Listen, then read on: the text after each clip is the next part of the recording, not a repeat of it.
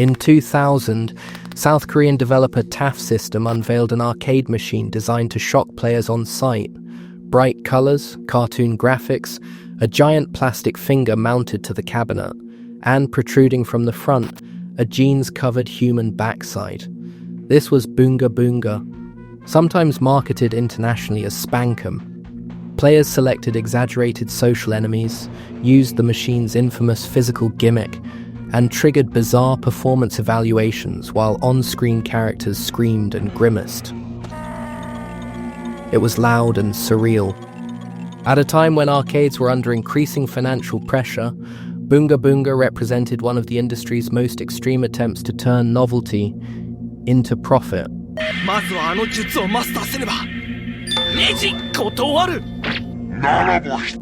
Boong-Ga Boong-Ga drew inspiration from kancho, a prank widely recognized in parts of Korea and Japan, particularly among schoolchildren. Kancho typically involves someone clasping their hands together, extending their fingers, and jabbing another person from behind as a form of slapstick surprise. Crude, childish, and often treated as mischievous physical comedy.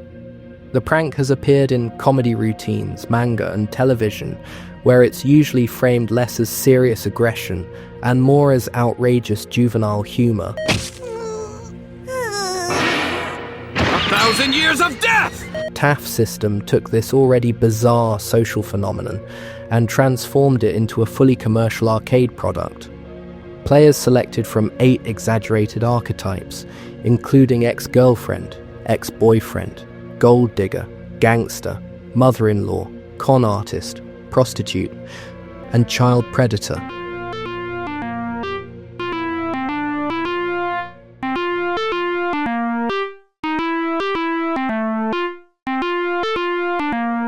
This framing shifted the concept from random prank to comic revenge fantasy.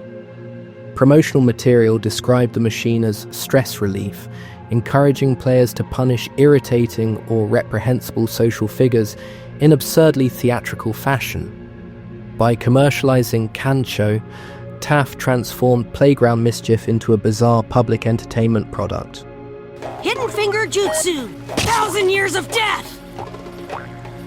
Boong-Ga Boong-Ga's unusual physical design was central to its appeal. Players used the attached plastic finger to activate force-sensitive scoring. The stronger the interaction, the more dramatic the on-screen response. Characters screamed, faces distorted, humiliation escalated. And at the end of each session, the machine printed novelty cards evaluating player virility/intimate behavior. This pushed the machine beyond standard arcade mechanics. It became interactive novelty and performance art. It was built not only to entertain players but to draw crowds instantly. We've got someone else with us who's a parenting expert at Parent for Success. This is Elizabeth O'Shea who's with me now.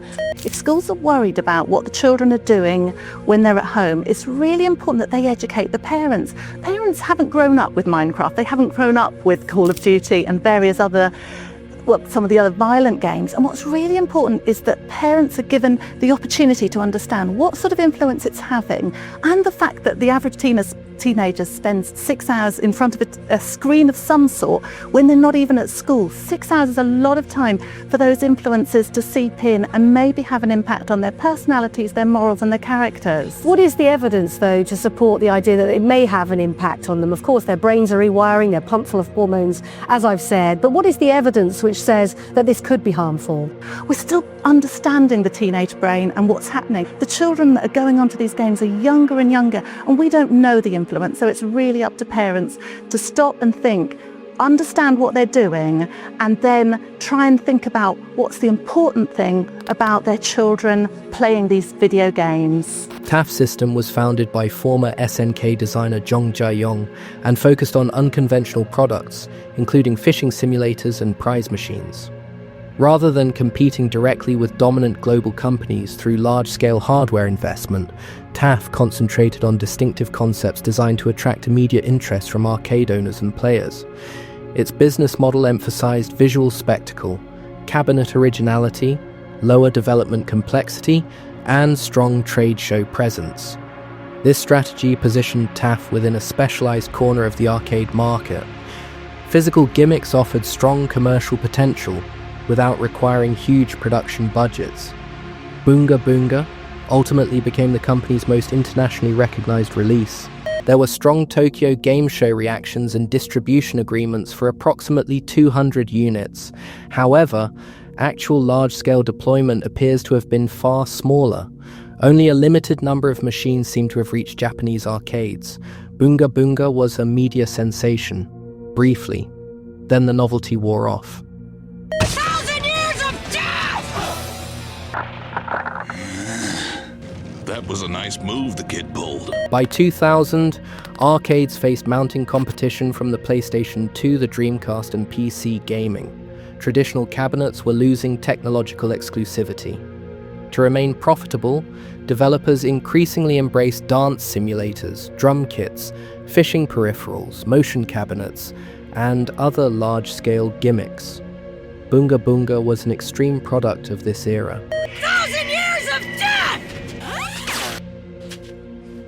I thought that was the end for me, in more ways than one. It also triggered broader conversations around shock entertainment, media psychology, and social norms. Does comedic treatment of inappropriate behavior risk normalization? Does the exaggerated absurdity separate from real-world behavior? The arcade machine with a giant plastic finger designed to be inserted into a jeans-clad bottom created those conversations. It is the year of the video game. The market is booming and game makers are grossing huge amounts of money. Gross, by the way, also describes the content of some of the top-selling games. A consumer group has just given several games a grade of F for extreme violence against women. I am issuing for the first time ever an overall grade of F. The National Institute on Media and the Family, which monitors video game violence, gave the industry its lowest grade ever, saying the games have become more graphic and more violent, especially against women. You get rewarded if you kill the prostitute, if you kick her brutally to death after you have sex with her. We don't censor the products.